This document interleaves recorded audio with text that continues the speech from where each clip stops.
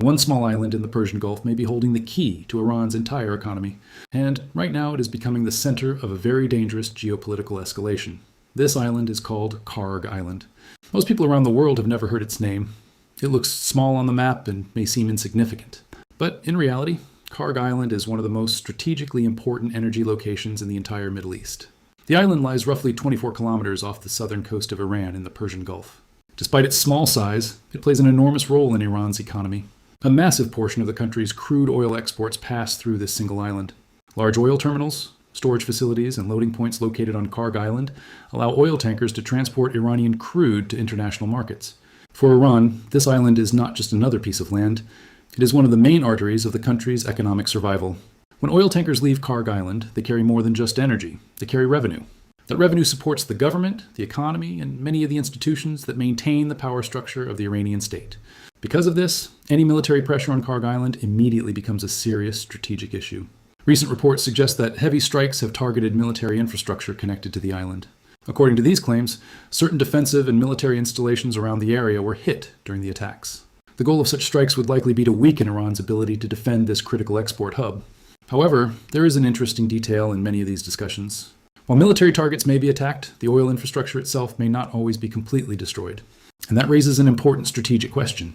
Why would someone attack an island that handles so much oil but avoid destroying the oil facilities themselves? The answer may lie in two very different strategic mindsets. One approach is purely military. From this perspective, if an enemy's economy depends heavily on oil exports, then destroying the oil infrastructure would severely weaken that enemy. If the oil stops flowing, the revenue stops flowing, and the ability to fund military operations becomes limited. But the second approach looks at the situation from a long-term economic perspective. Massive oil reserves and export facilities represent enormous financial value.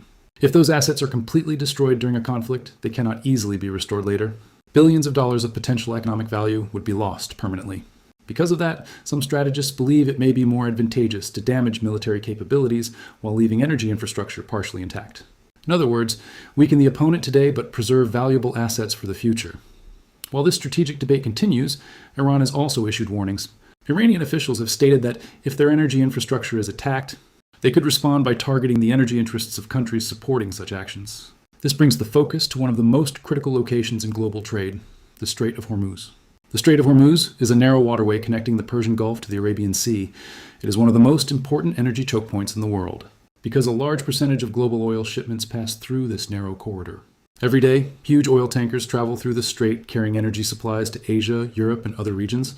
If traffic through this waterway were disrupted even temporarily, global energy markets could react immediately.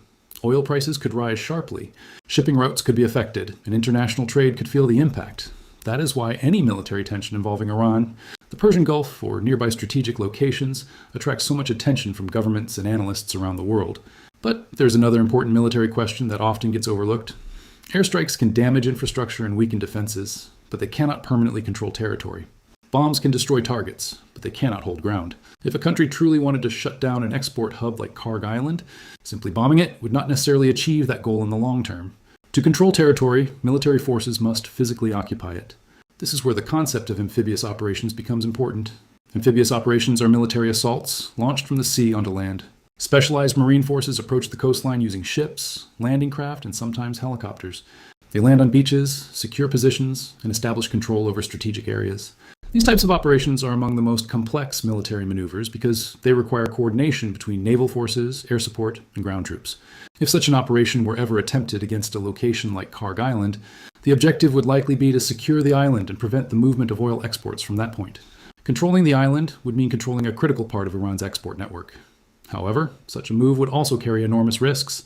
Even though Kharg Island lies about 24 kilometers from the Iranian mainland, that distance is not enough to remove the threat of counterattacks.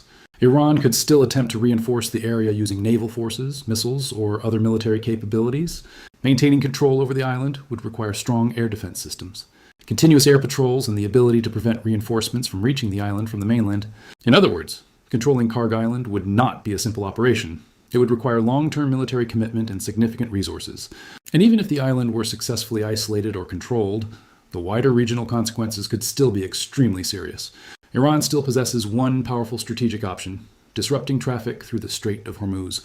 Because the strait is such a vital artery of global energy supply, even the threat of disruption can create anxiety in global markets. History has shown that tensions in this region can rapidly influence oil prices and international trade. That is why governments across the world closely monitor developments in the Persian Gulf.